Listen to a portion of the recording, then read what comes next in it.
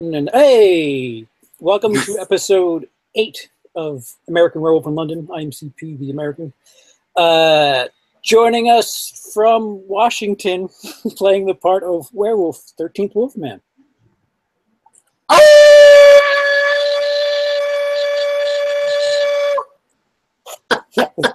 think that was probably the best one yet. I think so. And playing the role of London, who just had a real life Londoner with her, Emily from Emily's Adventures in Horrorland. Hello. Fox. I'm Emily. Yay! So the chat is ridiculously lively already. I'll get that up. Really? Yeah. Dino from the Late Late Horror Show. Hey, first here, of course. What's up? What's up? What's up, Daniel? Rest in peace, George and Toby. Hey, Daniel. Rest in peace, George and Toby, or Toby and George. Hey, I'm stuck in a hurricane. Yes, White Tim, good to hear that you're safe. And where is Tim? I mean, obviously Texas, but I mean, whereabouts? I'm assuming Tim had to flee. Glad you're safe. Where are you? Yeah, so that's, yep, good luck. We're in a hotel, but the power back on, so we braved it back home.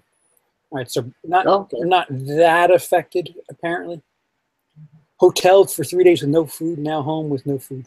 Jesus, that's terrible. Spoke too soon. Yeah. We're all safe, that's all that matters. Yep, most importantly, my son's safe, that's all I really care about. Yes, yes, of course. I feel for those who lost their homes. Hey, Mary Whiteside, hey. Thankfully, only lost power for a few days. We only lost about $200 of groceries, but that can be replaced. That is the spirit, Tim. Yeah. Good to hear that you're safe. Go ahead, Wolf. I don't know about you, CP, or you have any, but I know a couple of YouTubers that are Texas people, you know, and like Pixie Willows. She also had to get out of the house for a while there.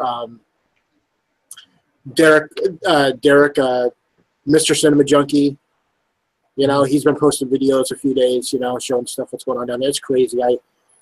I feel sorry for him, but it's kind of really, I'm not trying to be negative, but I'm glad I'm not there. Yeah. I mean, I feel bad for him, but I'm like, dude, I wouldn't want to be in the middle of that. Yeah, no, I mean, we had it in New York in what, 12? Yeah. Hurricane Sandy? Yeah, that was a bad time. We had to flee our house for a week, I think. There was no power. And this is Long Island. It was the real heavy part was New Jersey and New York City, and not even the south part of New York City. So we just lost power in Long Island for a long time. Gas was just ridiculous. So it's not fun. It's no, we don't have hurricanes here, our tornadoes, but we do have nasty windstorms in the winter, in the fall and the winter. And about 10 years ago, 1 million people or more were without power in the state of Washington because it just knocked out like 10 counties. Damn it. Yeah, and we were one of them. We were without power for 69 hours. It was just under 3 days. I remember, like, I was clicking it off going, I wonder how many days this is going to be, and it's like just barely under 3 days, you know, so it's not fun, you know. No. To transition to happier times. Yeah, well, let's talk about dead directors, huh? Yes, let's. Yeah. So I think I made a conscious effort to avoid talking about George A. Romero when he passed, but providing the horror community's losing directors left and right this year, might as well go ahead and discuss now George A. Romero and Tobe Hooper, who just recently passed this weekend. That was a freaky one for me. Why is that? Well, I watch 1 or 2 movies every night before I go to bed. So, and then I usually load the machine up with the next one. And so a few weeks ago, probably about a month ago, somewhere in there, I picked up the 40th anniversary of Texas Chainsaw Massacre from Walmart in their bin for like $7.88. And I don't have it on Blu-ray, so I'm like, okay, it's cheap enough. Hold that thought for a second. Dino, you're a sexy beast. Drop Yes, thank you, Dino. $5 if you can. Peace and love in the horror community, says Dino. Thank you, Dino. Thank you very much. I'm sorry. Go ahead, Wolf. Yeah, no. So I picked up the Blu-ray out of the Walmart bin. 788 bin at Walmart. Your brothers brought it home. Haven't got around to watching it, and then finally Saturday night when I'm like, okay, tomorrow night I'm watching the machine. Sunday morning I wake up, Toby's dead. Oh, really? I had to get up. I didn't stay up that night because I had to get up early to do the Sunday morning show with the guys. Mm-hmm. You know, first news that comes across my feed is Tobe Hooper, died in Sherman Oaks, California, and I'm like, it's just weird. Yeah. I guess I should have watched the movie. I mean, I don't know what his condition was, but I remember seeing images of him at some con within the last 12 months, and he looked a little puffy. They said he died of natural causes. Right, so right. I mean,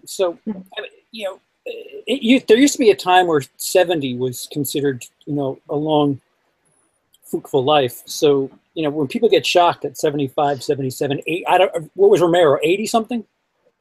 81. Yeah, 81. You can't be too shocked. I mean, Jerry Lewis was what, 93 or something? 91, I think. I'm just close enough. More I than remember 70. in his last interview, he was Last interview? Go ahead. His last interview, age 90, I think he was giving rather terse answers. He didn't want to be there. The guy was asking him, do you want to retire? Why would I do that? Well, 90, health problems. Yeah, most people have those at 90. Why would he want to do that? But Olivia de Havilland just got dinged in England at 104. So Olivia de Havilland, she was the one that played Maid Marian in the 1930s Robin Hood.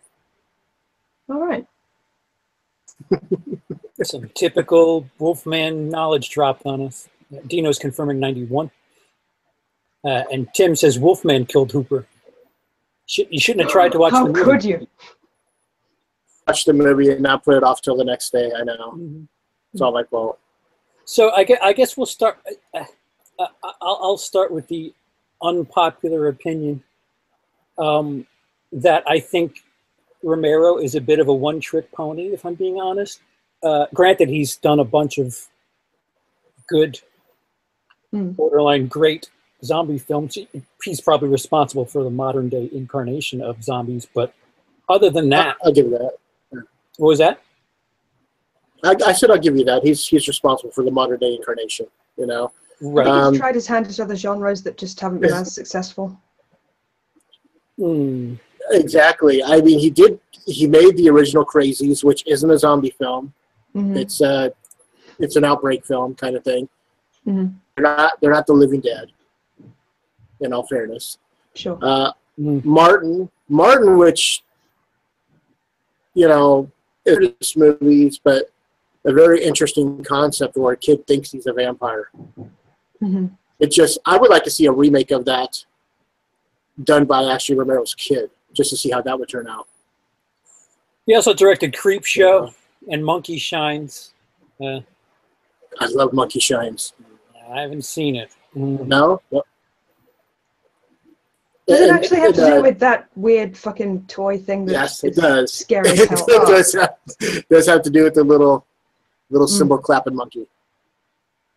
The Dark Half, is that the Stephen King book? That's the Stephen King book. I haven't seen it in a long time, and I remember when I did watch it, it felt uneven. Okay. I'll have to go back and watch it again because it's been a long time. It's basically, God, I'm trying to remember who Tim. I want to say Tim Considine, but I'm not positive on that. He just basically goes through a split personality type thing through the whole movie. Do you know? Yeah. So he hopes the Jerry Lewis clown movie gets released now. That's coming out eventually. I think within 15 years now, because he's passed. So they will put it out. Posthumously, yeah. Yeah, he signed it over to. I don't know if it was something about his estate or something, but once he dies, there's like a timer that goes off that movie will get released, and it will. So thank you, Tim. You're right, Timothy Hutton. I knew it was a Tim. And leave it to a Tim to give it to you. Love Martin would like a remake of Martin. Creep Show is great, says Low Carb Monster. Hey, Low Carb. Was Dark Half? I hope so. Great. Yes. Oh, see, I'm keeping a good flow today with the chat. Yeah. Well done. Give you another 10 minutes. Yeah. Just wait till people start getting into an argument or something. So. I kind of agree with what you say, though, about Romero being a one-trick pony. I mean, he did rely heavily on the Living Dead to make his career. Because it seems like whenever he tried to put out something else, like Bruiser, if you've ever seen the movie Bruiser, really good movie, but it's a forgotten movie because even though Romero put it out, everyone bitched about the fact that he was a one-trick pony, but then when he didn't do that stuff, they're going, well, how come you're not doing Dead films anymore? And then he'd go back and he'd do another Living Dead movie. So it was a two-edged sword for him. Sorry, Emily, you were saying? Nothing important. I just said he can't fucking win, can he? Well, not really. Thoughts on Romero, Emily? Even though my experience with him is kind of limited to just the first of the Deads, yes, of the Deads. But yeah, I did a little research, and it seemed that he'd started bringing out zombie movies again sort of periodically when interest spiked. I think just after Shaun of the Dead came out, he put out another one. Was it Land of the Dead? Yep. I mean, you can give him credit for having like social shit just laced commentary. Yes, it's just laced in each incarnation of it's the first one, Dawn of the Dead, Day of the Dead, Land of the Dead. He kind of got a little heavy-handed with the Oh, even Land of the Dead. That's what I said. Land of the Dead did get a little heavy-handed with No, because it's social injustice and it's basically the Watts riots, the Detroit riots, all wrapped up as second-class citizens in Night of the Living Dead. It's commercialism, Dead. That's why they're at a mall. It's the military uprising and the government in Day of the Dead. It's the rich taking over and not letting the lesser class be who they are in Land of the Dead. And in Survival of the Dead, it was all about found footage and social media at the time. I don't know, that's Diary of the Dead. Oh, was that before or after Survival? Before. That was before. See, I know their names at least. Yeah, the last three go Land, Diary, Survival. And Survival really doesn't have a social commentary tied into it. He even said this in an interview not too long ago that it was such a rushed movie. He didn't really find any way to tie any kind of social commentary into it. He just felt that he needed to get put out, and that's why it's really the only movie out of all 6 that he made that actually has reoccurring characters, because all the movies that he ever made were put out by different companies, so he couldn't use the characters from those other movies. So this one was like Survival and Diary are the only 2 that have like characters that come back. A lot of people assume that Return of the Living Dead is somehow attached, and that's due to a legal dispute between Romero and, help me out, John Russo. Yes. And John Russo was the co-writer on the original Night of the Living Dead. To John Russo, technically is the unofficial sequel to Night of the Living Dead. And then he made 5 sequels after that. But that's to John Russo. Mm-hmm. You know, that So and he can legally own. Yeah, go ahead, CP. Romero was allowed to have Of the Dead, and Russo was allowed to have Of the Living Dead, and that's what they had to share. Yeah, they went to court. They had to wind up sharing the title. Both can use it, and both you know, make money off of it. Mm-hmm. And divide up the naked actors between them. Yeah, exactly. Mm-hmm. First topless zombie, I think, was in Return of the Living Dead. Yeah, I think so. The torso woman, was it? Yeah. The skeleton. First topless zombie in Night of the Living Dead. First topless zombie is Night of the Living Dead. Sure. Yeah, but should I say bottomless? Well, no, they show a brief shot of her from the front. So yeah. I just found it funny that half a skeleton had tits. Yeah. That's all. Well, why wouldn't she? I saw that because she's a skeleton. Something that always troubled me about those zombie movies was that she just hadn't decomposed enough to where she lost all the skin yet. That's all it is. Look at you finding logic. I found that logic back in 1985 when I saw it in the theater. I think Return of the Living Dead was surprisingly medically accurate. Like, there's a main character who is bitten, and you can see blood pooling where he's just been sat for all that time, which is something that happens with when a body is decomposing. So I thought that was kind of interesting. Yeah, no, for as hokey and fun as that movie is, like the two guys that are in the I don't know what facility, the storage facility, when they slowly start dying, like, and the paramedics come and they're like, "Oh, you don't have a pulse," like that descent into death is quite interesting. Yeah, quite well done too. And one of the guys, you know, went on to make Friday the 13th Part 6. I don't know him as Freddy. He's Tommy Jarvis as far as I'm concerned.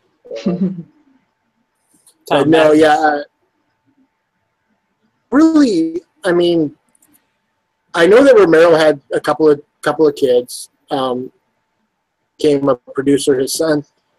As far as I know, he's made like one movie, and I haven't seen him really attempt anything since then. I would like to see out of him, you know, out of his son. Yeah. Oh, okay. Well, we're talking about Romero, so I mean, yeah. I mean, it's. See, I guess I feel like it's shortchanging a bit. Like Romero, as if you ask any horror fan, he's a big deal. But I could talk about Hooper a little bit more because I guess his plate he covers a bit more ground. Yeah, well, that's what I'm saying. I mean, it just seems, going back to, I agree with you on Hooper, but I mean, when you get to Romero, he did cover a lot. It's just that a lot of people chose to ignore those other movies. I mean, Night Riders, TV show Night Rider, but Night Riders where they're guys in armor on Honda CBXs jousting. Came out in 1979. Savini was in it. I mean, you got that connection right there. I don't know. I just I like Romero. I'm not super or anything. I like Romero. I like his lesser known stuff. I just think people really need to discover the stuff that Bruiser's a really good. That's a fair point because I mean, present company included. I'm not incredibly familiar with who Romero's. I mean, Monkey Shines I probably should have seen. It's just I'm not incredibly familiar with the other stuff. That's my own fault. Yeah, and it's just I don't know. I agree with you that I could talk about Hooper just as much, if not more. But I really do think that Romero's catalog needs to be discovered or rediscovered. Actually, he put out some stinkers though, man. I mean, no. I mean, what was the one? He put out a movie right after Night of the Living Dead, and it was like the word vanilla's in it, and I don't remember. It's just really. I picked it up because vanilla. There's always vanilla. I picked it up because I got it because I picked up Season of the Witch. After There's Always Vanilla. There's Always Vanilla? Makes no sense. Makes no sense. It feels... it feels like what they found of footage of it, they're like it's unfinished. There's something missing. And the same thing, Season of the Witch. He wrote a movie because he heard the song by Donovan. And it's all about this housewife that's bored out of her mind, so she starts learning about witchcraft, but it doesn't go anywhere. So you put a bunch of wind behind the sails, and then you just kind of sucked it all out with your last two comments. No, I'm talking about. I'm saying he has put out some bad stuff, not everything, but those first two, Night of the Living Dead, just kind of. But Martin, like I said, Martin. Tobe Hooper, Texas Chainsaw Massacre, Salem's Lot. I don't know if was that the film version or just the TV series? The TV movie, whatever you want to call it. Yeah, the '79 version. Poltergeist, which apparently has a big gray area of what people aren't really. I say he had more to do with that than people are giving him credit for. I think people just want Spielberg to be involved with everything. And I want Spielberg to be involved with nothing. Life Force is an incredibly bizarre movie. I love Life Force. It's so ambitious. It's so British. British? Is that what you would call it? Really? Well, yeah. Dude. I mean, yeah. There's British accents being chucked around. There's that scene with the other version of this vampire lady who's, I don't know. She finds the guy with the flat cap near the field and the. Right. It's straight out of Yorkshire, or one of those places. Incredibly British, yes. Yeah. But yeah, they're kind. I think John Savage is the only one in that movie with that's American in that movie. Everyone else is like it was filmed over in England, like at Pinewood Studios, and English actors, and the way that they view sex and nudity is a lot different than Americans because they got this woman naked for like 90% of the movie. Yeah, like her costume was her body. Like, expensive to make. What was that, Emily? Pretty much, and I've looked up her filmography, and she is naked in quite a few other things also. Well, this film called The Tit and the Moon, where she's the object of this boy's affections. He wants to see a spectacular pair of tits, so. Which she certainly does have. Yes. Call a spade a spade. Sorry. So I don't know how the film ends. I'm guessing he gets his wish. He goes out and he rents a Life Force, and then he realizes he doesn't have to. Body Bags. It didn't. Well, Body Bags was that was an anthology put out by Carpenter. Oh, right. That was, Stacy Keach wanted hair, and that, he did which one? Oh, The Eye. Yeah, that's a good one. Yeah. See, and then after that, it's The Mangler in '95, and then just a bunch of TV shit episodes. Well, he also did Mortuary. In 2005. Yes. It took me a while to get to that. And From Mars was around '86, which was a remake. And Texas Chainsaw Massacre 2. Invaders from Mars was '85. TCM 2 was '86. Yeah. Which is he covers more space, I guess I'll say. It's almost a parody of his own film. What? Who? What? TCM 2. Yeah. TCM 2 is almost a parody of. he threw a lot of comedy. He made it gorier, but because there's no blood in TCM. You see the guy cut his hand, you see them cut her finger to feed Grandpa, and that's it. That's the blood you see in that movie. Yeah, I think you're right. Even when the girl's hung on a hook, we don't really see much. We don't see her we see her get thrown up there, but we don't see the blood go. We don't see the hook go through her back. We don't see any blood. Mm-hmm. There's no blood in Texas Chainsaw Massacre. Really? Interesting. Dude, you'll see more blood watching a Peanuts cartoon. There, because didn't they blocked it in like so many different countries. The original. We're talking about the original. We're talking about the original 1974, blocked in 31 countries. Edwin Neal cuts his hand, with Franklin's knife. Yeah, and then he tries to cut Franklin. He cuts Franklin across. That's right. Cuts Franklin across the back. Then they boot him out the van. Stop. We're having issues. There's no audio. Your face is having issues. There's no audio. The audio's in and out. The screen says something went wrong. Tap to retry. Do either of you have the stream up? No, I just have this. I have the YouTube page open. Should I close it? No. Well, no. Can you hear us? I can hear both of you, yeah. Wolf's audio goes a sec here and there, but no other than that, no problem here. You fucking Americans just aren't getting it. You still see the vid, but do you hear us?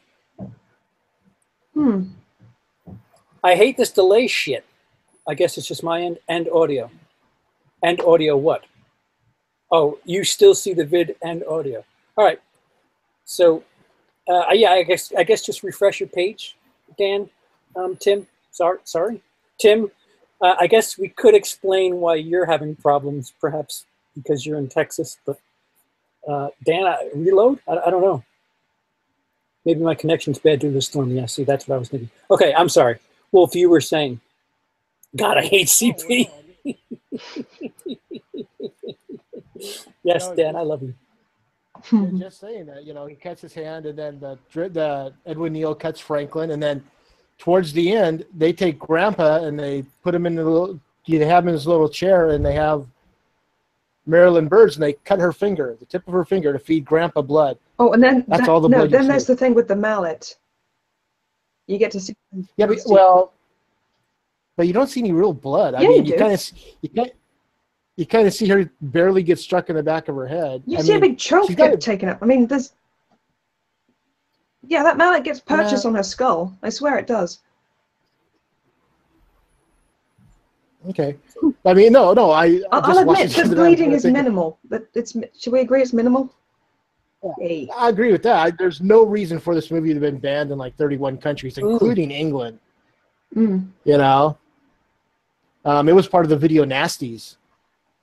England in the late 70s and early 80s. There was 39 films that were on this list that the British Council deemed, unwatchable for their civilians, and then they added another 33 to 35 more, something like that. As I recall, someone reviewed it saying it was a sick, nasty little film with nothing to recommend it. Which is a fantastic endorsement for a horror movie. It just makes it worse for the people that don't get to see it. They're like, you know what? Fine. I'm going to see this movie. And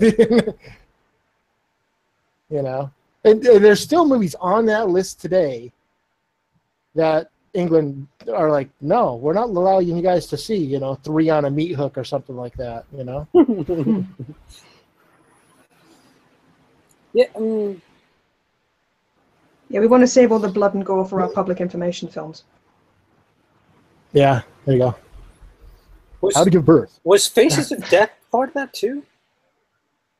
There was a lot of them. Yeah, I think Faces of Death, which turns out to be fake. All of it? Yeah. Even the monkey scene? I think a lot of them were closely based on actual scenes of death. That's the thing. They'd seen this footage of these things happen, and then they recreated them, so they were all fake. That fucking monkey thing looked pretty real, even for whatever the shit year that was that they made it. 78. I mean, I don't know how Are you disappointed? No, I'm just astonished at how they did it, because they put this monkey in the middle of a table, and then he's spinning around, and somebody hands. I guess you have to hammer the stupid monkey to death before you eat it. He's now deemed stupid because he's the one that got caught and put in the table. Is that what you're saying? The stupid monkey. Oh, the whole act, king of the jungle. The whole act is stupid. It's just what I found mildly humorous was the fact that every time somebody handed the hammer over, the monkey would turn his head to the new person. just, oh no, not you! Oh no, not you! Quite horrible. I understand that, but it was just funny that I guess the monkey had to face whoever it was that was. Et tu, Philip? I'm sorry, that was quite distasteful. But if it was a fake monkey, then I enjoyed laughing. There you go. But yeah, so like TCM2, he ramps up all the blood because there was no blood in the first movie. Well, not no blood, but Emily knows what I'm saying. I saw her roll her eyes. Sorry, go on.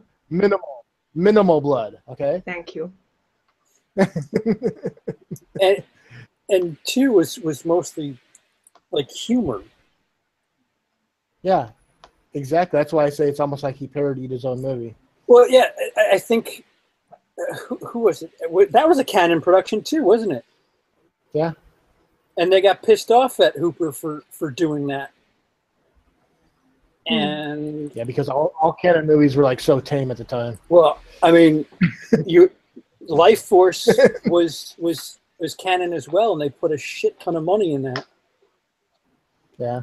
Well, shit ton for Canon at least. And they thought they had one of their golden child there in Tobe Hooper, and then you kind of shit on them with his take on Texas Chainsaw Massacre, too. Yeah, I mean, the only people you get to come back from the first one, actual cast, Jim Sito, who played the cook. Mm-hmm. I mean, that's it. You got Jim Sito and Tobe Hooper basically on, as director. And join MafiaAddict.com and create the most respected mafia in the world. Build your own mafia empire, start a family, and become the very best. MafiaAddict.com, copy-paste. Is it from Natasha? No, Mafia Addict multiplayer online. No, but Natasha was last week, remember? Mafia Addict, your messages are nothing compared to Natasha's. Mm-hmm. Yeah. Shame on you. Yeah, hers had nudity involved and Russians and yeah, and koalas eating trees or something. Dennis says so. Sims turned mafia. Yep. You're not winning us over there, Mafia Addict. Last week.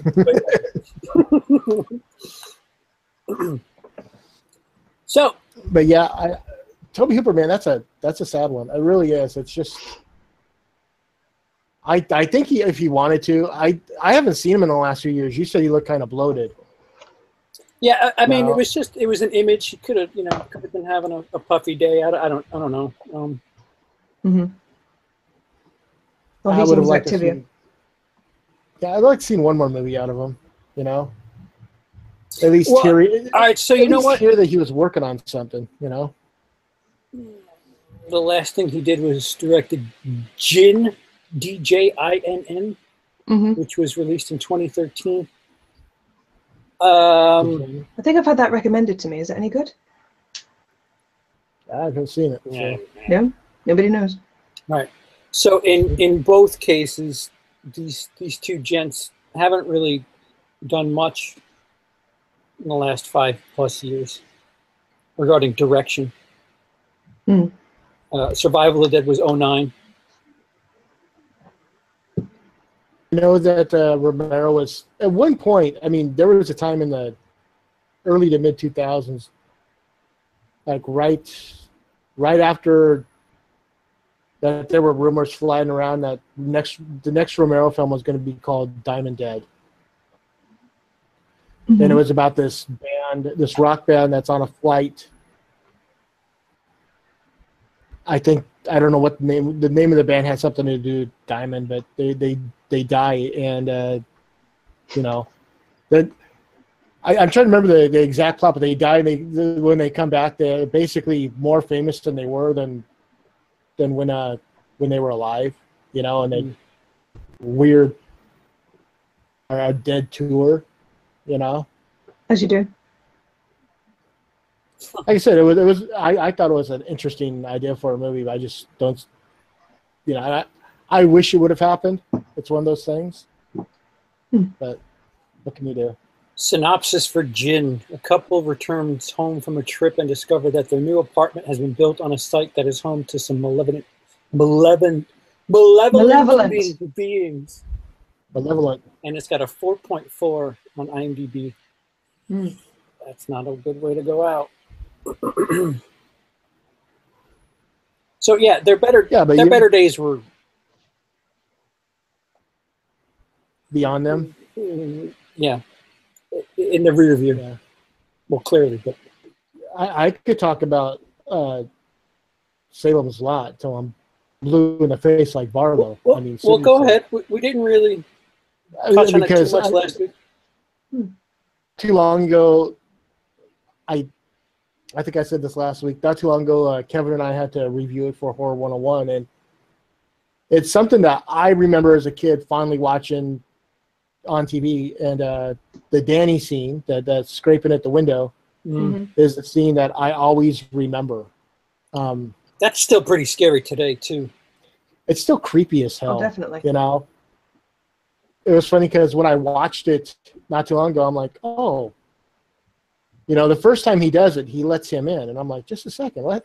I have this whole scene that plays out in my head. I'm like, over and grab the cross from the model, you know? That didn't happen until the next time around because he does it more than once, you know? And that was the scene I was thinking of. But I just kind of like combined the two because he's like, tap, tap, tap, Danny, let me in. And then one conjoined. I think Tobe Hooper did a great job with that. Another movie that no one talks about, I mean, one that we even forgot to mention, Eaten Alive. I think Dennis brought it up in the chat.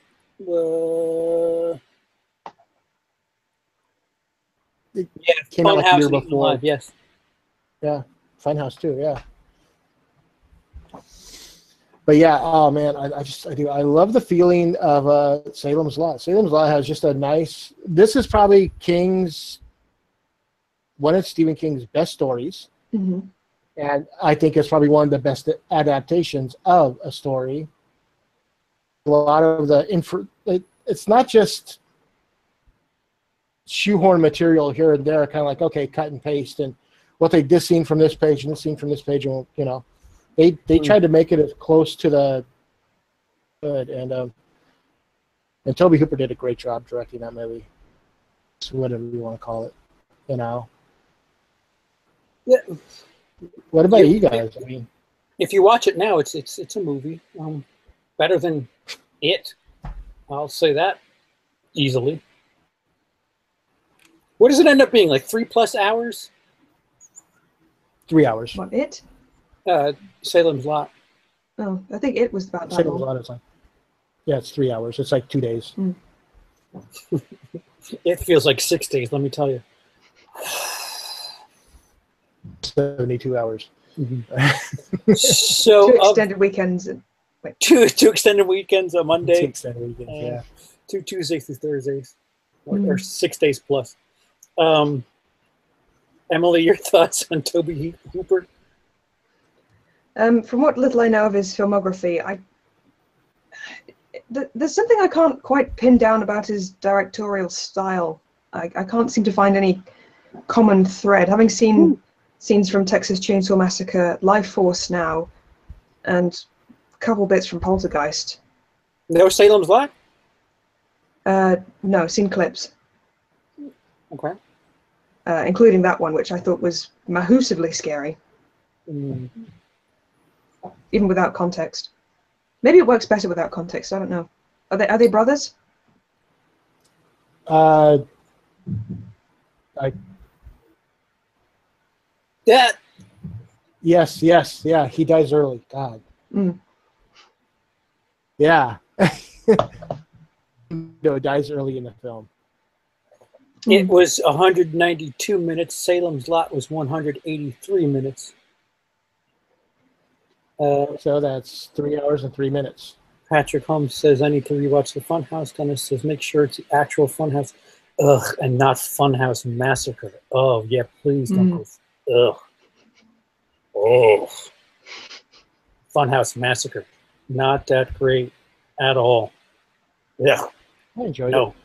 Did you really? No, I enjoyed it for what it was. I mean, it was just basically a slasher. You know? Even though it was really weird because I got to see it. We had Andy Palmer on our show, the director. And for some reason, I remember seeing this before we ever had him on because I did find it predictable in parts. I was like, oh, I know what's going to happen here. I'm like, and it just happened. I'm like, okay. Yeah. So I enjoyed it for what it was, but yes, it was predictable. See, I wouldn't. I don't know if. Yeah. I know what you're saying. I mean, I don't just, it's like I could just crap on any film if I wanted to, but I try to find something. In our show's history, you've been pretty close to doing just that. Just two. Just two. There was one episode where you just shat on like all of the internet. But yeah, oh, well. I mean, it's better. I wish I could watch movies that way and just lower my expectations enough. And I'm not saying that you're lowering your expectations, but if I found something predictable, like it would take me out of it, and I'd just be like, yeah, just fuck this movie. But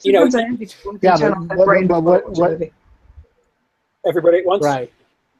But Emily, but what I all right, Wolf, go ahead. No, go ahead. No. I don't understand what's going on. Emily, go ahead. With what? I'd finished. Yeah, but you talked. Wolf talked. I'm certain nobody got anything across. We can assume at any given time that what I'm saying isn't very important. So. Yeah, but you only seem to talk when somebody else is talking. Well, then why don't I shut up then? For the 6 weirdos that are watching us exclusively for you, they'd like to hear you speak. All I was saying was that I sometimes envy people who can turn off their brain before watching a movie for basically the same reason you said. Oh. That finding things predictable can take you out of it, or an annoying child actor can make you throw up your arms in despair.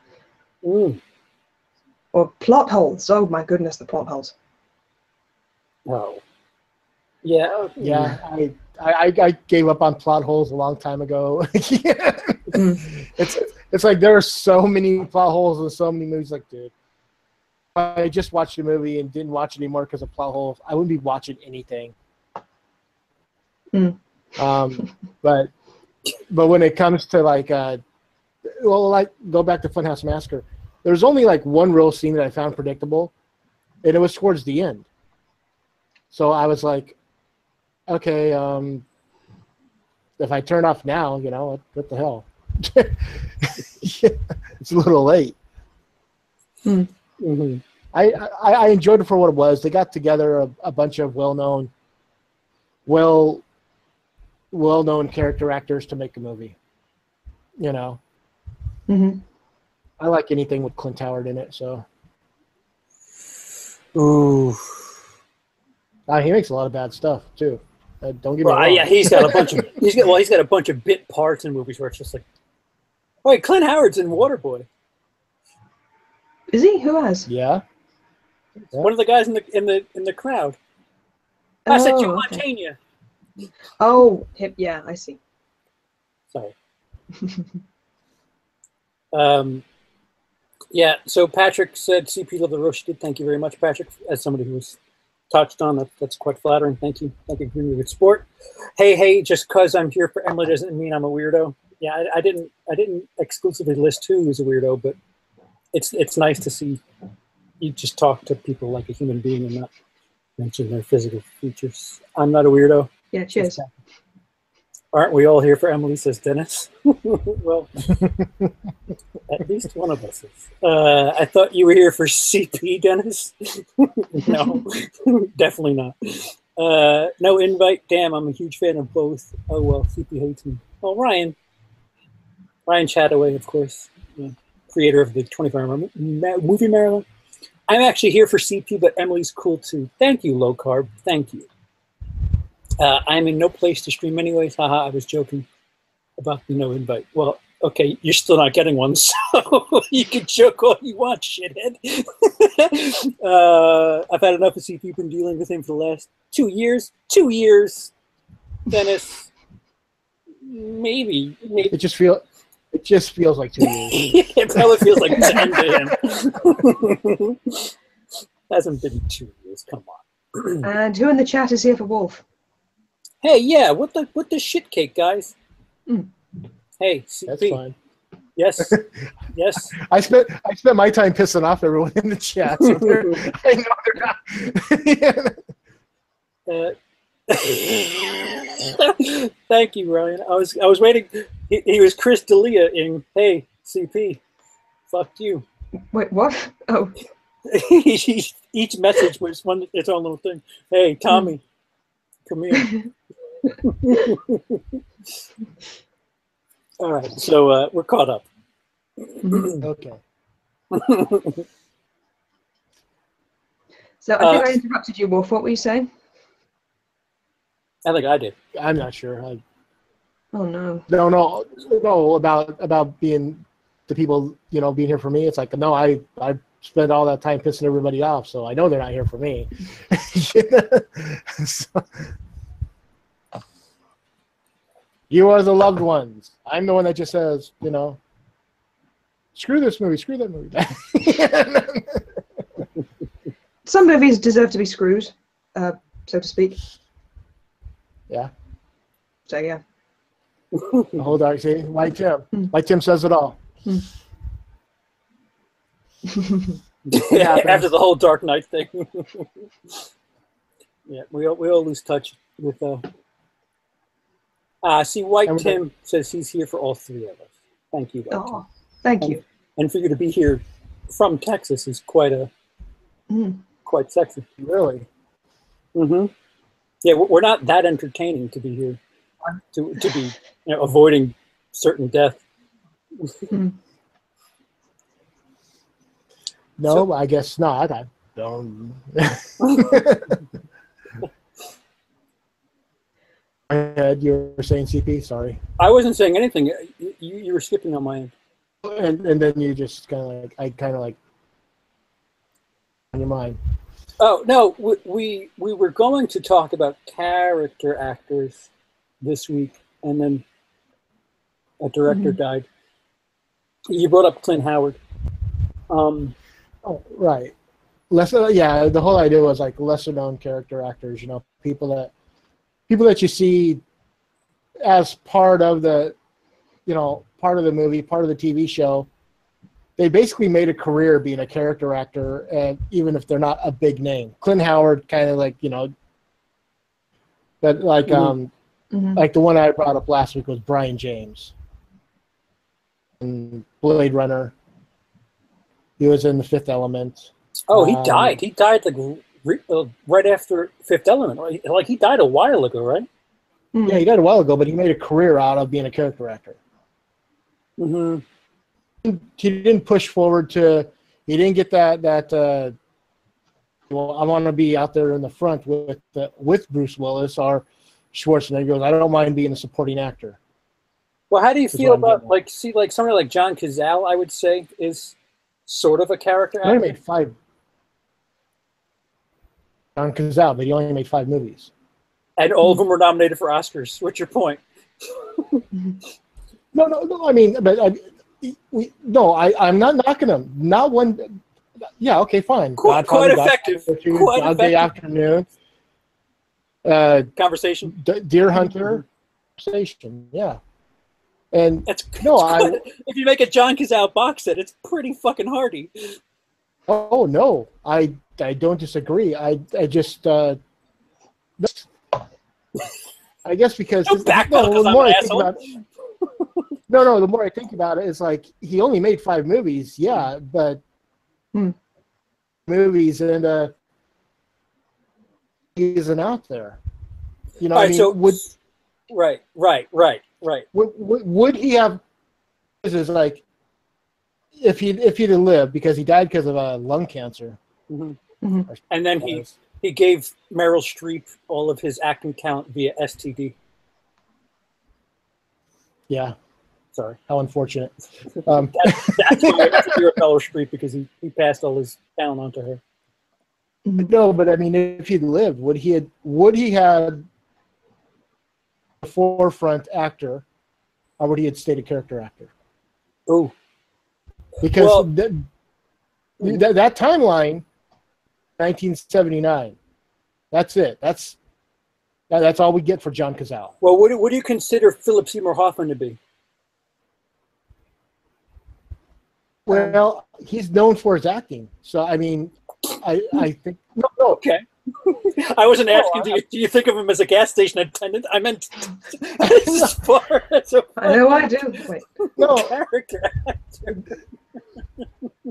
He's known for his acting. Also nominated for when I think of lesser known character actors, it's like the people that they're in the movies, but they're not really getting nods or the nominations, you know, as like Philip Seymour Hoffman or John Cazale. John Cazale, you know, and he deserves everything all the stuff that he gets, but does Christopher Lloyd count? Ooh. Or are you too well known, etc.? See, again, that's just where, I mean, he's a great actor, but he's never the leading man. I mean, like, apart from maybe Back to the Future, I don't think I've seen him in a leading role so much, and he's had some very bad movies, certainly. That's true. Food Fight being one of them. Oh. Clue. I mean, Clue's not a bad movie. That's not what I'm saying. That's one of his roles. Okay. Calm down. Any more calm, I do get.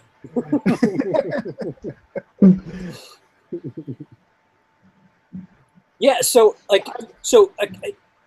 what is your definition of a character actor then? Well, I like Joe, the guy who played the pawn. No, the guy that played the pawn store, the pawn shop owner in The Crow. When he shows up and he's like, I want that. And he, Brandon's there with the gun, and he's, to let Top Dollar know that he's back in town, and that guy shows up as like these little less known characters in movies, but he's in like a ton of them. He makes a career out of like just showing up as, he doesn't have to be for 3/4 of the movie. He's got like but I know who he is. Peter Berg is another one. Very bad things. Peter Berg is kind of he's kind of transitioned over to directing. He's directed the 2 Mark Wahlberg true story, the fucking one about the Boston bombing, and the one the oil rig fucking fuck. Oh, and Lone Survivor was really good. That was directed by Peter Berg, who I think he had a tiny bit part in that too. Right, but he's getting better as a director. Known as a director, but as an actor, he takes these smaller parts. He shows up in little character roles here and there. I enjoyed him in Smoking Aces too. Yeah, Brendan Gleeson's another one. What about what's his name? Yep. I don't think it's fuck, but no. He was in the van. He was in. What is his name? You'll have to come back to me. I can't remember. Okay, Mark Pellegrino. That's not it. Mark Pellegrino. Very good character actor. He's done a hell of a lot more on television lately. I mean, he's got big roles. So start with film. He's one of the guys in Big Lebowski, with long blonde hair. But He played Lucifer in Supernatural. Right, Jacob in Lost.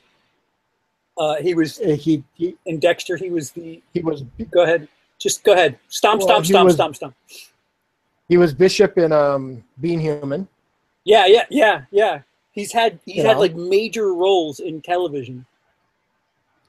Right, but a lot of people, I mean, they would know him, but if they saw him walking down the street, they go, yeah, and he's never won real. He's done everything really well. He's Lucifer. He's Jacob, who's kind of the opposite of Lucifer, the scummy ex-husband of Rita and Dexter.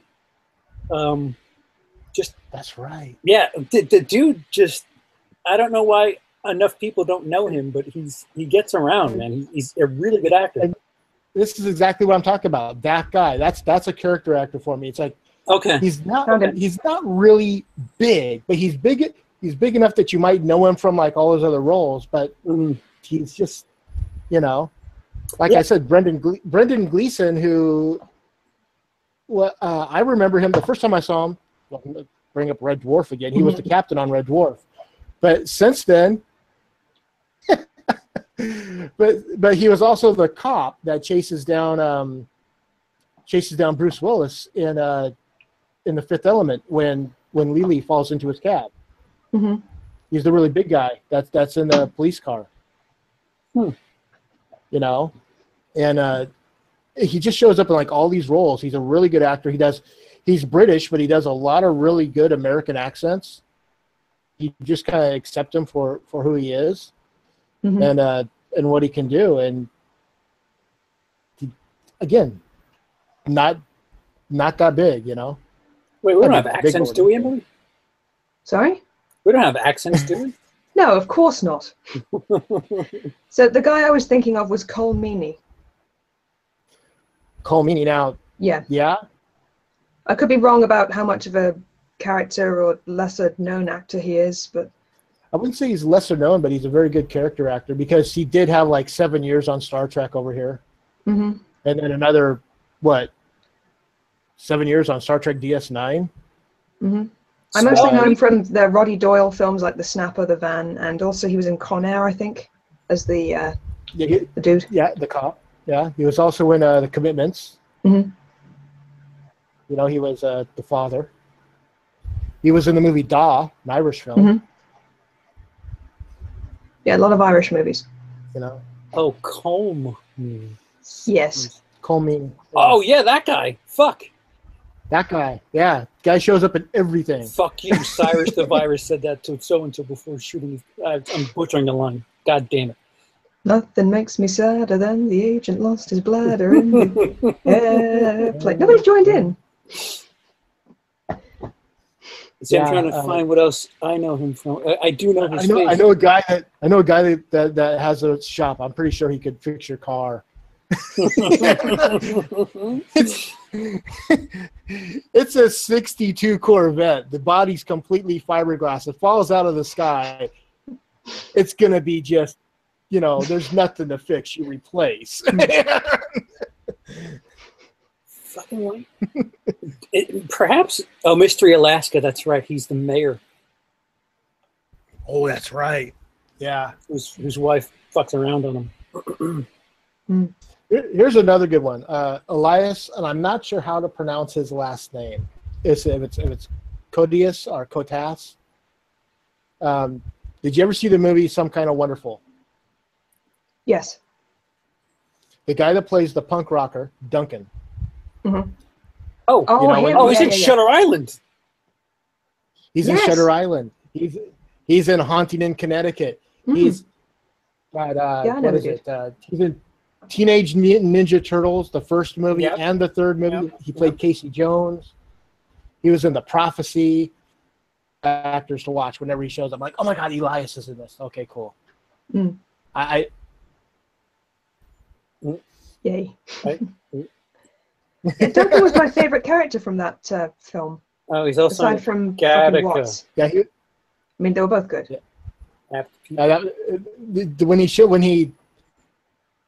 When Duncan gets Eric Stoltz's character into the museum, and his father's like, "Just be careful!" He's like, "Dad, we got it." I love that scene. I love that they're comparing artwork, and he just fucking takes the thing off his desk. Yeah. Cool Exactly. character.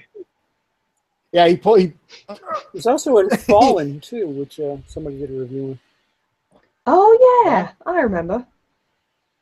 Do you? Like I said, he was the priest in Haunting in Connecticut. Chicago PD. What do you? So I was totally unprepared for this whole thing. I was going around asking people, character actors, do you know any? And my granddad was like, it's John Leguizamo. I don't know. All right, so he was Alvin Olinsky in Chicago PD, Chicago Justice, Chicago Fire. Jesus. Again, this is what I'm talking about.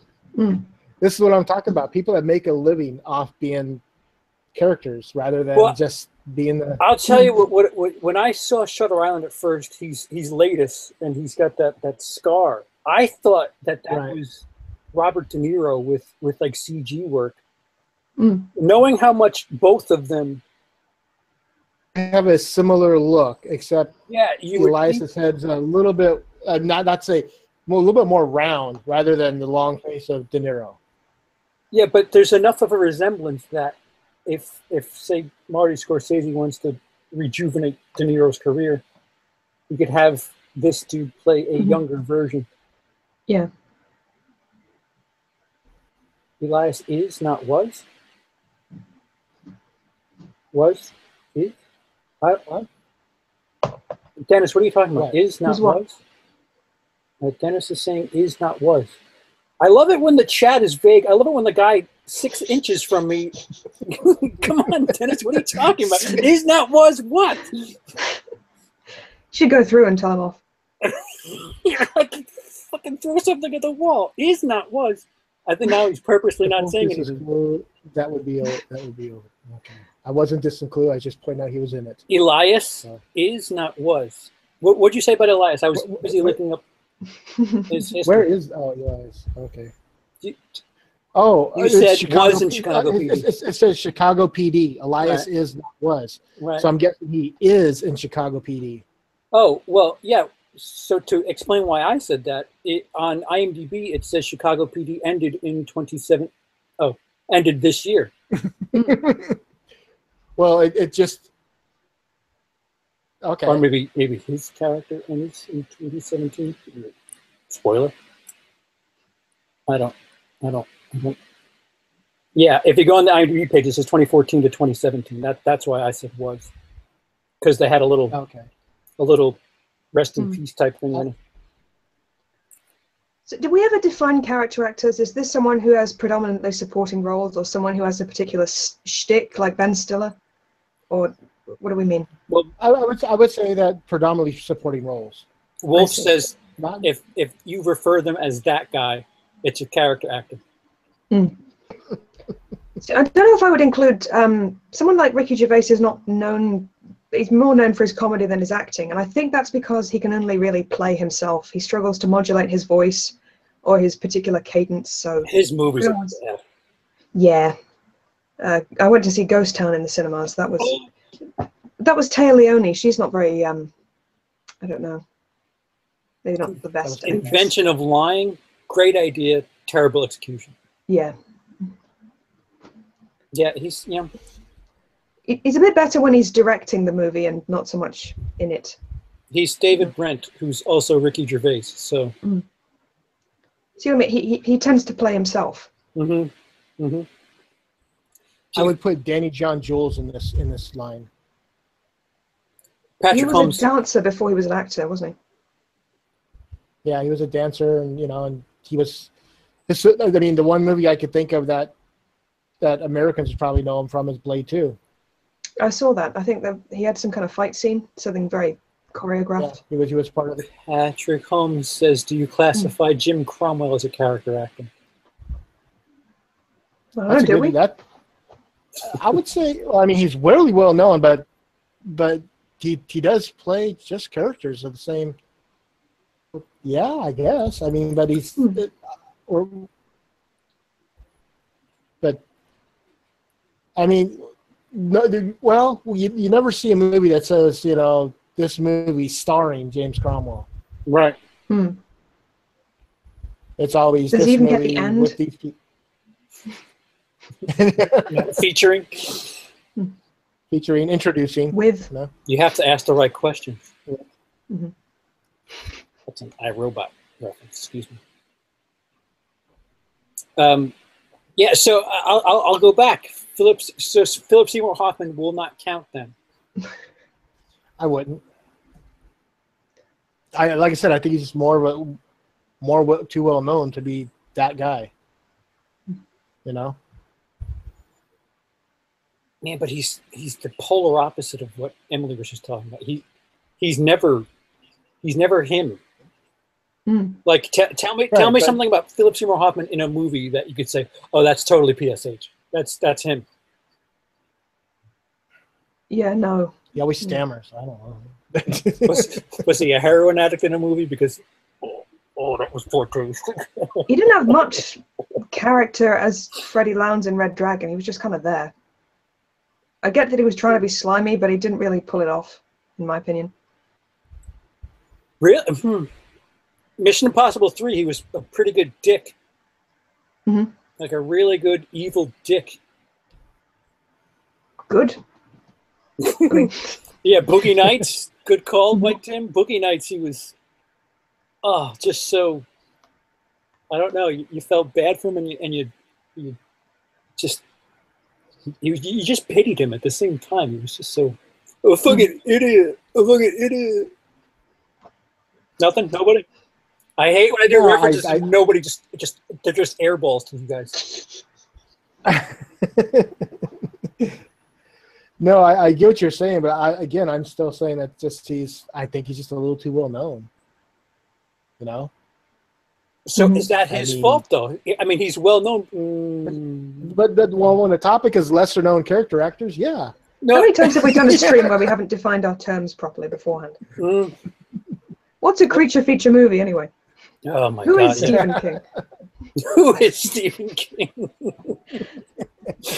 Well, what constitutes death anyway?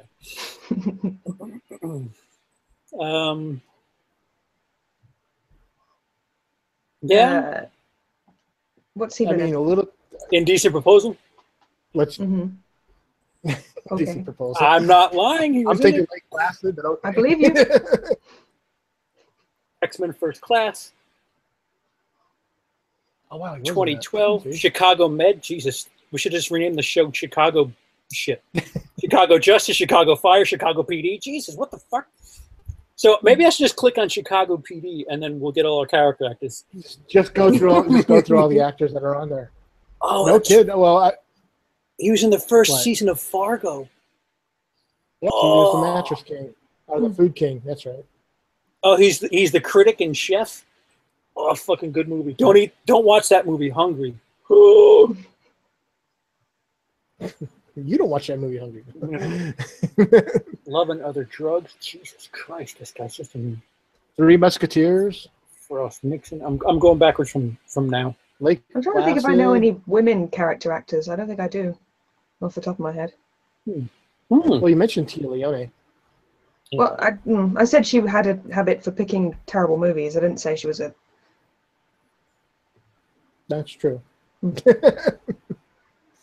See, I would say if Philip Seymour Hoffman doesn't count, then Octavia Spencer can't count, because I would call her a character actress, but she's a bigger name now. Yeah. Octavia Spencer. The Help. Hidden Figures. Fruitvale Station. I didn't see Hidden Figures. Nor have I. But I know what the movie is. But I mean, I just didn't see it. Not yet. She was in Snowpiercer. Okay. P4. Oh shit. The remake of Halloween 2, or the sequel to Halloween remake. Oh fucking cool. 7 pounds.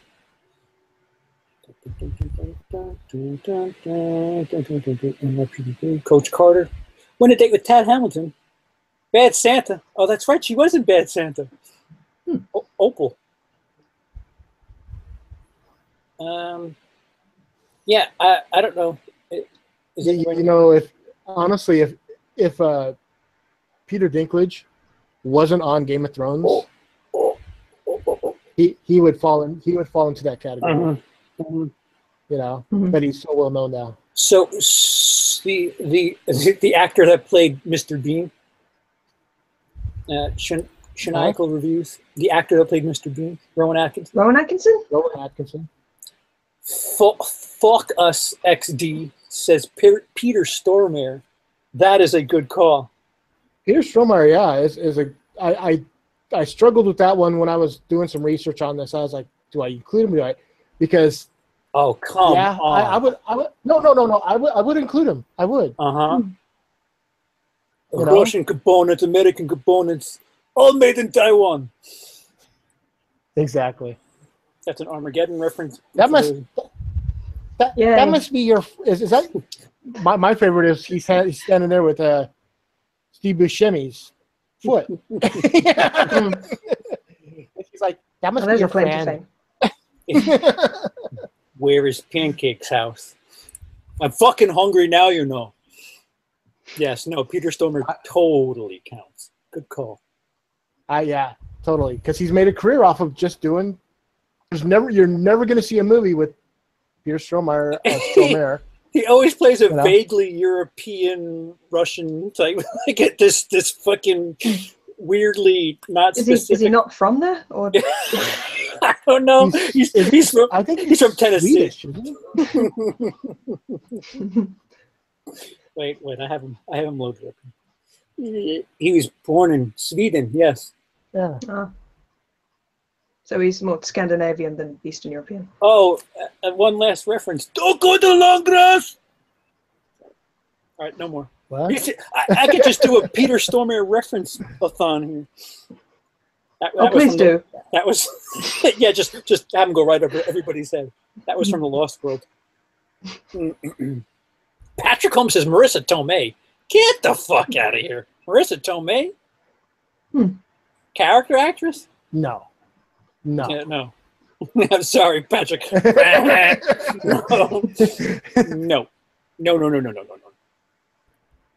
But if you go to Dennis, good call. Up until a few years ago, he would say J.K. Simmons, and I would completely agree with that. Which I mean, probably still could count. I mean, yeah, I guess so. He's fairly well recognized, I would say. Stupid Whiplash, bring him to the forefront. Yeah, damn Whiplash. I was just thinking about Whiplash. I'm like, just a second. But I mean, other than that, he's that guy. I genuinely did not know his name until Whiplash, and he's the army guy who gets blackmailed in the ref. Didn't know his name until Juno's father. Juno. That's right, June Bell. He was Perry, not Perry. He wasn't Perry White. He was Peter Parker's. The newspaper boss. Sure. Google. In Spider-Man. Can you tell we're not big comic people? Somebody's gonna be like, this name. He's this name. It's not Perry White. That's Superman. It's the other one. It's the other guy that works for a newspaper in the other comic books. Jameson. Damn. All that out of my hat. When I was going to bring up Lane Smith, we talked about him not too long ago. The guy that played Jonah J. Jameson, the lawyer. Jason Bateman. And Jason Bateman. Yeah. Ooh. Maybe. But I guess. The lawyer guy in what, sorry? Oh, Lane Smith, the guy that played the lawyer in My Cousin Vinny. Oh, you know,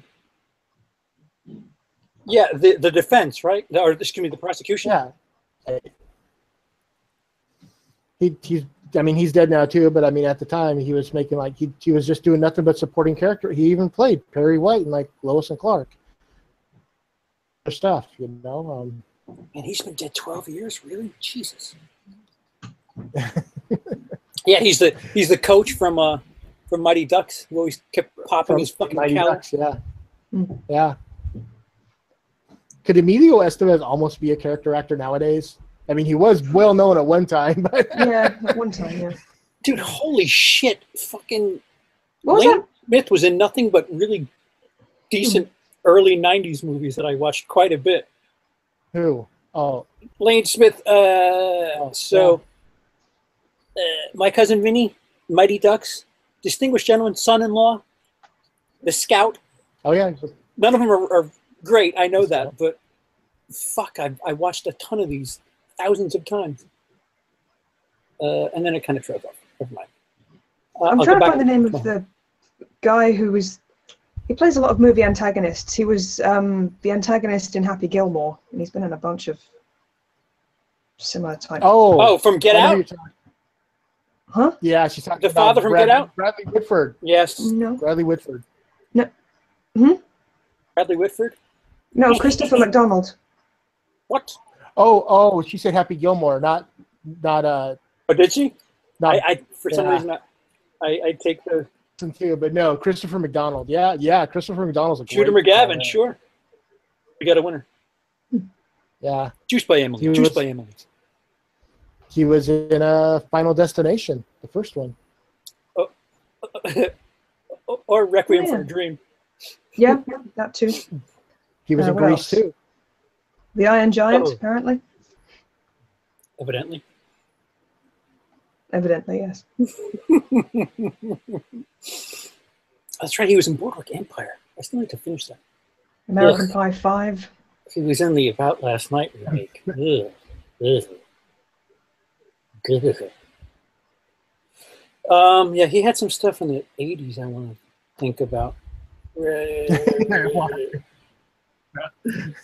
Where are you? Who the fuck was he in The Sopranos for one episode? Nope. Keanu Reeves. Soprano. 61. That's right. He played Mel Allen in 61. What'd you say, Emily? The chat. Shaunical Review says Keanu Reeves. I don't know if I can Interesting count him. noise. I wouldn't count him because he stars in his own movies. I mean, so. Quiz Show, Terminal Velocity, Show. Fatal Instinct. Oh, that's right. He was in Terminal Velocity. Take it easy. He had that really. Take it the fuck easy. No. It's just that he has this really bizarre platinum blonde hairdo in that movie. Also in that movie too. Oh, he's the scummy boyfriend in Thelma and Louise. He's Daryl. Yeah. Husband? Scummy husband? Scummy husband, yeah. What do I know? Oh, he was in an episode of Knight Rider. Is that what I know him from? No. Was he in Flubber? Was he in Flubber? Now I'm going to go One back of to the the bad 90s. Go back to the 90s. At a time with grunge music. Oh, he was in Celtic Pride. He was the coach in that. I forgot about that. Yes, he was in Flubber. Mm. The Faculty. What's the Wait, what? Robert Rodriguez, 1998. Yeah. No, I know the movie. I'm just. Oh, right. He was Mr. Frank Connor. Right. Yep. Margot Martindale is a female actress, character actress. All right, Mary, let's go check. So yeah, Christopher McDonald would definitely be the perfect, like one of the perfect examples. Oh, that was a great call, Emily. Good point, Mary. I know her from Dexter, right off the top of my head. Mm-hmm. Table 19. That's right, she was in that, which is quite funny. Really good, kind of underrated comedy this year. She was also $1 Million Baby. That's right. She's the sister in August Osage County. I think she actually outacted Meryl Streep, who we referenced earlier. Doesn't take much to do that. Hey, Ooh, there's your daily dose of Wolf pissing people off. Yeah, no, Margot Martindale. That's a really good call, Mary. Thank you. I was gonna say for females, Carla Gugino. Really? Well, you brought up. Well, no, you brought up Son-in-Law, and that made me think of Carla because that was the first thing I recognized her from. She technically had a starring role in 2012. Okay, well then she doesn't count. All right. Well, at least our rules are now clearly stated. If they've had a starring role, no. Oh, Liam Neeson. That can't count. No, I don't. Boy, if it was the 80s and early 90s, that would definitely be a yes. But sure, he's made a big name for himself in the last 15 years. We've just declared our rules. It's kind of been in recent years that he'll be on a plane or something, and he'll say a line for the trailer, and that's his role. Yeah, big Ranger fan.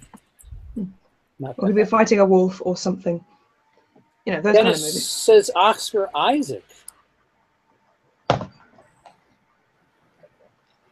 Honestly, I couldn't pick. Well, I couldn't pick Oscar Isaac out of outside of X-Men. You know, I really didn't know him until dude, he was he's in that. Fucking incredible in Ex Machina. I love that movie, but I didn't realize that he was. He's also in this little small budget film that came out last year. His name is Poe Dameron. Okay.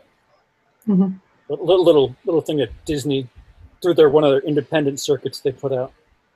Star Wars: The Force Awakens. He plays a tiny bit role in that. Maybe you've heard of it. $2 billion. This is my point. I'm not saying that he's not well known. I'm just saying Fair enough. Kim Coates. Kim Coates. I like the amount of looking up that we have to do for this. Which is kind of the point, that we have to look him up. He's probably most popular for Sons of Anarchy. He's the coach in Goon, which I fucking thoroughly enjoyed, for the record. Last of the Enforcers, the sequel. He was also in Resident Evil something, right? Wasn't Kim Coates one of the dudes in one of the Resident Evils? Yeah, Afterlife. Bennett. Oh, Prison Break. That's right. He was in Prison Break. Oh. Yeah. Touche, sir. Silent Hill. Who the fuck was he in Silent Hill? Officer Thomas Gucci? Yeah. Yeah, the further back we go, the harder it is to figure him out. Pearl Harbor. Jack Richards. Battlefield Earth. Surprised anybody actually still puts that on their resume. I don't think he's allowed to take it off. Waterworld. Bad Boys. White Carjacker, uncredited. That's when you know you've made it. Yeah, they go in and they put you in. I'm the guy in the background there. Background guy, uncredited. Last Boy Scout. Who the fuck is he in Last Boy Scout? Chet? Dude, Dennis, that's a Bruce Willis movie. I'm trying to think who the fuck is Chet in Last Boy Scout. Man, his career goes way back. Yeah, but he supported his career of doing supporting roles. That's hence support. Yeah, no, hence support. Hence character actor. Hence. Henceforth, we shall now be known as. See, I could have swore Kim Coates was in something like forever ago when he was like really young. Is it The Boy in Blue? Boy in Blue, isn't that Nicolas Cage. That's Jan Michael Vincent, right? Oh.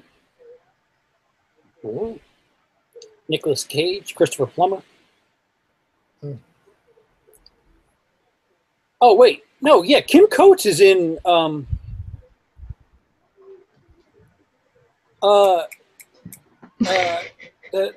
movie where the twist ending, the movie that's terrible, Camp, bad Friday the 13th ripoff. Oh, Sleepaway Camp. Yeah, Kim Coates is in that. Yes. Good for her. It's a dude. Right? He's in that. Where's wait, it was no wait. It's either Sleepaway Camp or the Howling. No, not the Howling. Why do I keep calling it the Howling? The Burning. I think it was the Burning. Somebody. That's the one with Jason Alexander, Holly Hunter. Yeah, it was like stacked with people. Okay. Yeah, but they weren't known at the time. Right. Maybe I'm wrong. Ryan Matthews, Brian Beck, Jason Alexander.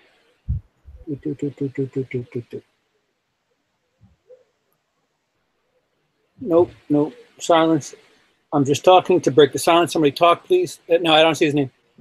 I have a list here, and fucking Brian Cox is on it. This guy doesn't know what he's talking about. Brian Cox. Yeah. As in Born the to guy who Cox? played Hannibal Lecter once. Also in Super Troopers and Super Troopers 2. Also Colonel Stryker in the early X-Men films. You know. Dennis says Bruce Willis breaks his nose with a headbutt.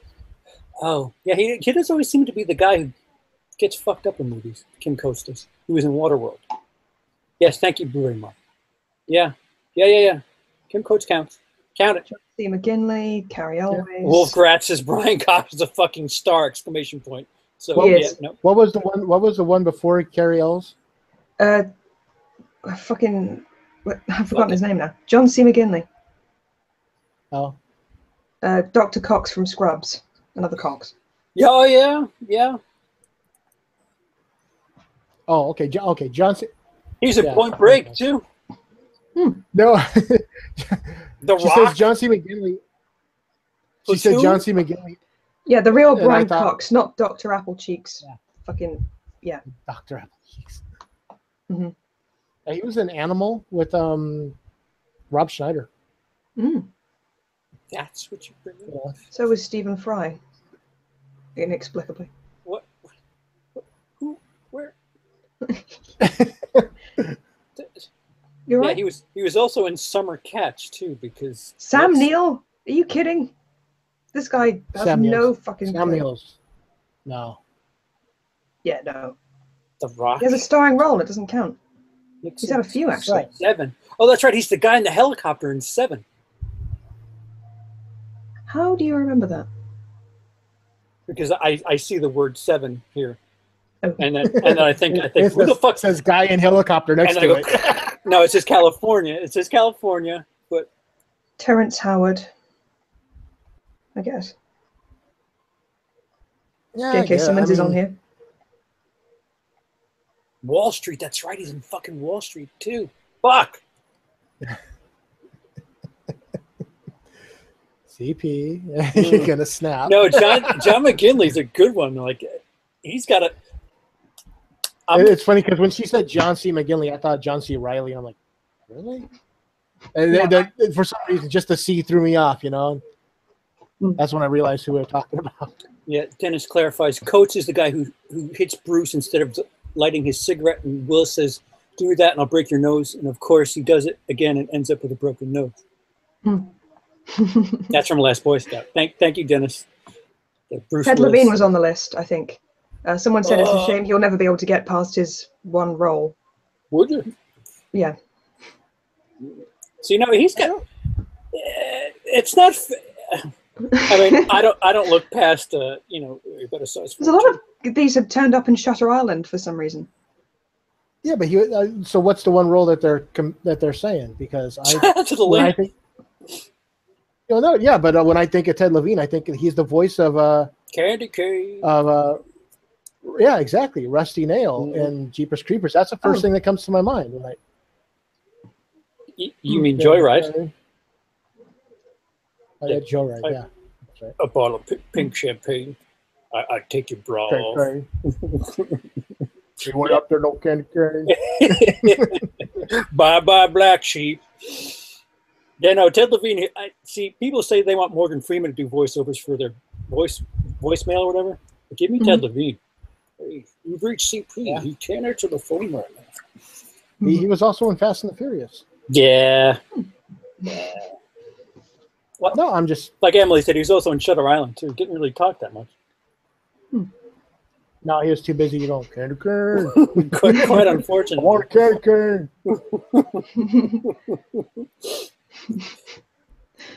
Yeah, so I guess he counts. Ted Levine, sure. Yeah, I'd fuck him. But Sam Neill definitely not. No, he was in Jurassic Park. Yeah, and he was in the Mouth of Madness. Dead Calm. Yeah, and Event Horizon. Dead Calm, and Jurassic Park 3, and a slew of others. Dead Calm. He was... Wild Wild West. Really? Fuck was he in Wild Wild West? Yeah. No. Does Rob Schneider count? No. Even if it did, it doesn't. Well, I know he's not good, but I meant as a character actor. Patrick, I'm really curious to know whether or not you watched this on a really bizarre delay, because he just now says Silence of the Lambs, and it's like, we were talking about that 6 minutes ago. What are you talking about? Oh, the deaf guy. That's right. He was Buffalo Bill. Yeah, no, Patrick. So when this finally gets to you, you'll know that we were just talking about it. I'm dying to know what the fuck time lapse you're on, because I don't know. Maybe your chat is in the butterfly effect or something. I don't know why you're so late to the party. General McGrath? I have to think back to what we were talking about 7 minutes ago to understand what Patrick is talking about. What? General McGrath. What was it? He said General McGrath. General McGrath. A vagity. It's even worse because it's something we were probably talking about 10 minutes ago. Yeah, I don't know what General McGrath means. I think he's talking about evolution. Captivating. No, I just. Maybe Patrick is an even slower typist than I am. Perhaps. I don't think so. I don't think so, though. Well, that would explain some of the vagaries, then. Yeah, there's a new word, too. Vagaries. Vagaries. Making up words all the time, huh? We should comprise a glossary. Just put it in the About section on your channel. Let's try to... no one knows, LOL. That's true. No one knows. I don't know. Is it? I see. When I'm in a chat or a stream where the chat is moving quickly, you want to get as tightly as possible. But I think we're pretty fair about covering the chat. There's stuff that we miss, but I try to keep up relatively quickly. So if you guys can just be a little less vague, I promise. I'll make it worthwhile. But when you just say random shit like no one knows, I don't know what the fuck you're talking about. I'm expecting a really late comment, like another one of Tobe Hooper's films.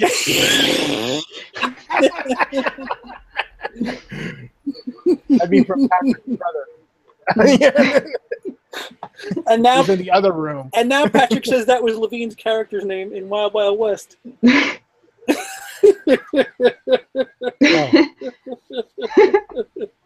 Okay. Thank you, Patrick. Thank God I didn't do a roast on our stream, because Patrick, you'd be pretty fair game here. God damn it! What the fuck? Wolfrat says vague. Us. Low carb says LMAO. Lamau. Lamau. Lamau chicken mau mau. Yeah. All right. So let's do one last one before we go. Okay. Come on, Emily. You haven't Emily, said that much. Fuck. Yeah, him. Let's try to do with her. All right. And then we'll bring up an actress. There's not that many hers on the list. Alison Lohman. Oh, what about Allison Beth Janney? Grant. All right, hold on. I was going to bring her up earlier. She was one of the ones from Juno. Michael Cera, I don't list. I don't rate very much. Ooh, Beth Grant from Donnie Darko. I question your commitment to Sparkle Motion. She's also the dumb bitch from Speed who steps out of the bus. Spoiler. Do you know who we're talking about, Wolf? Yeah, well, on Speed, but I in the movie Speed, I know. But I mean, Donnie Darko, I've only watched it like twice, and I don't get it, so I don't really. Sorry. Okay. She's the mom who questions your commitment to Sparkle Motion. Let me try to find something. Yeah, big fan of that dude who turns out to be not so. Patrick Swayze. Shiny. Yeah. Bit of a hypocrite. Yeah, no, I know her face, but I'm looking at all this history here. I know her as that chick from Donnie Darko and the chick who tries to step out of the bus in Speed. And Kaplawi. A little unknown film, Kaplawi. Allison Janney is the mom, the stepmom in Juno? Yeah, she's been in a few things I recognize. Stepmom. She's Ricky Fitz's mom in American Beauty. I know that. She's Anna Faris's mom on TV right now. She was that principal that writes erotic fiction in her spare time. In what was the name of the movie? 10 Things I Hate About You. It might have been. Yep, Mrs. Perky. Ms. Perky, excuse me. She's also the mother in Lost. Spoiler. Is she the mother in everything? Apparently. She seems to always have a bit of a touch of snark to her. Oh, what the fuck was she in with what's her face? That does nothing for anybody. I'm sorry. Tallulah. That was a really good movie. That was I think a Netflix only movie. Tallulah. Tallulah, with Tallulah. I honestly thought you said Kalula. I'm like, Kalula. Okay, it's about a bunch of drunks. She was reunited with Juno. Fucking her name. What? The girl from Juno. Ellen Page. Yeah. Yeah. Tallulah. Yeah. That's them two again. Oh, okay. Christine Baranski? Doesn't ring a bell. She was the reporter in Eddie and the Cruisers. Still nothing. Right out of the asshole you pulled that one. Holy shit, man. Yeah, she's We're having Michael Powery on today. Yeah. She's the It's Not Christmas Till Midnight from The Ref. She's the snotty. I swear, if you smack that kid one more time, I'm shut that big head right up your ass. Sorry. I need to watch that again. I'll save it for December. She was also in The Grinch. Oh, good. There's a movie. Oh, good. I don't know how to take any of that. Oh, good. Bulwark. The Birdcage. Oh, that's right. She was in The Birdcage. What is not Christmas Till Midnight? Oh, her. Yes, I know her. Yeah. She's got one of those faces. Like she's been in a lot of TV shit. Oh, I liked her in The Addams Family Values as that one camp counselor. She was in a movie in the early 90s with Lawrence Fishburne where there's a big double cross. I can't think of the name of it right now. Reversal of Fortune? Yes.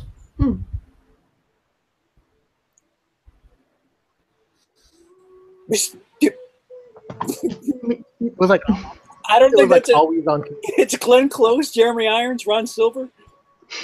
I'll keep going though. The Night We Never Met, maybe. Lawrence Fishburne. Gene Triplehorn. Jesus. Apologies for the singing through the wall. Is that you? Mm-hmm. I thought that was the Stones. You know, Mm. you can't always get what you want. It starts out the same way. All right. So one last time. Michael Pena. He starred in the End of Watch. I think not. Yeah. I guess he technically did have a starring role. She's Diane in Good Wife. Leonard's mom in Big Bang Theory. Oh, is that Christine Baranski? Oh. Yep. And The Good Fight. The Good Fight. And Dennis says he ain't singing. Well, I thought it was coming from Wolf. I can't. Dennis, you didn't tell us you were a soprano. So that'll about do it. Wolf, what do you got coming up? Well, as I said, tonight we're doing the live show over on the Wicked Horror Show, and it's going to have Michael Pena and Massimiliano Shirky. Mm-hmm. What? You just turned up in the chat is all. You're not going to have Michael Pena on it. No, you're not. Michael Pale. I thought you were fucking with us. Michael Pale. If you're going to have Michael Pena, I'll definitely watch. from Eddie and the Cruisers. Yeah, Eddie. From Grace American Hero, Streets of Fire. He's being joined by the director from coming movie, Mayday, which is directed by Massimiliano Shirky. We've had on before. Sit down for that, which will be up next week. Other than that, look out for the next episode of Blu-ray Hunting. Ooh. If you want, you can find me on YouTube, The 13th Wolfman, Twitter at The 13th Wolfman, Tumblr, 13th Wolfman, The Prowl, every Sunday on the Dorking, every Tuesday on Wicked Horror Show. Doing Horror One with Kev on American Werewolf in London every Tuesday. And just keep a lookout for the other stuff that's coming up. Sexy. Hey. Emily, you might have something to talk about this time, huh? Coming up. Marble Hornets Part 1 will be up tomorrow. Or at least it will be finished. I can't control how long it will take to upload because my connection is slow as shit. But so look for it on September 13th. Mm-hmm. So yeah, I'll catch you up. That's all. Mm-hmm. That's all. It's been what 6 months leading up to that. It's been 2. All right, calm down. In fairness, it's what your script was 34 pages or something like that.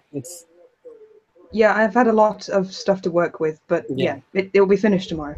So she's put a lot of work into it. Go check it out when it does go up. I plan on it. Mm-hmm. You'll all have to vote on something at the end, so if you care to contribute to that, that would be pretty groovy. Oh, see, so you have to watch to the end. Mm. I just made fun of a bunch of YouTubers. That's currently up. My first video to hit 200 since woohoo! Since a long time. 200 in 2 days too. What was I haven't watched it yet, but I saw you put up the Blue Tuber roast. Mm-hmm. The final. Yeah. This is it. I'm going out on top. I think 4 of the people that I've touched on in the video have commented their approval.